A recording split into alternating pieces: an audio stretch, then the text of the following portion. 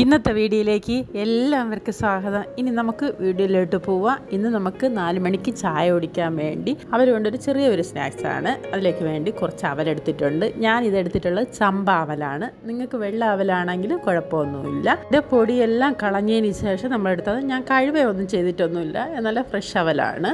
ഇനി ഇതിലേക്ക് നമുക്ക് തേങ്ങ ഇട്ട് കൊടുക്കാം. തേങ്ങയെല്ലാം നിങ്ങൾ ആവശ്യാനുസരണമാണ് എടുക്കേണ്ടത്. ഇതിലേക്ക് ഏലക്ക പൊടി വേണമെന്നുണ്ടെങ്കിൽ ഇട്ട് കൊടുക്കാം. ഇതിനെ കൈ കൊണ്ട് തന്നെ നല്ലതുപോലെ മിക്സ് ചെയ്ത് എടുക്കണം. ചിലവർക്ക് കൈകൊണ്ട് മിക്സ് ചെയ്തെടുക്കാൻ ഭയങ്കര ബുദ്ധിമുട്ടാണെങ്കിൽ നമ്മൾ സ്പൂൺ കൊണ്ട് എടുത്താൽ അതിൻ്റെ സ്വാദ് കിട്ടൂല. ഒരു കൈ കൊണ്ട് എടുക്കുമ്പോഴാണ് അതിൻ്റെ ഒരു സ്വാദ് കിട്ടുന്നത്. ഇതാ ഒഴിച്ചു കൊടുത്തിട്ടുള്ളത് ശർക്കര പാനിയാണ്.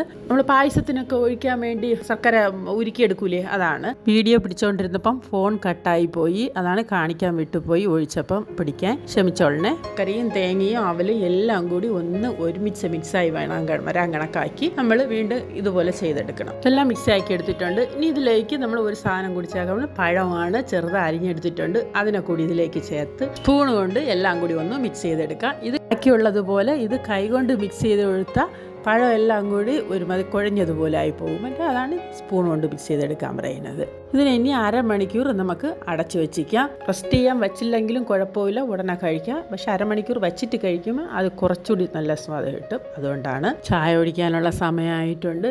ഇനി നമുക്ക് ഇതിനൊരു പ്ലേറ്റിലോട്ട് വിളമ്പാം. ഇനി ഇതിൻ്റെ മുകളിലോട്ട് കുറച്ചൊരു കപ്പലണ്ടി കടല അതിനെ കൂടി ഇട്ട് കൊടുക്കാം. നല്ലൊരു അവൽ കുഴച്ചത് എല്ലാവർക്കും ഇഷ്ടപ്പെട്ട് കാണുമെന്ന് വിചാരിക്കുന്നു. ഇനി അടുത്ത വീഡിയോയിലോട്ട് കാണാം. Bye bye.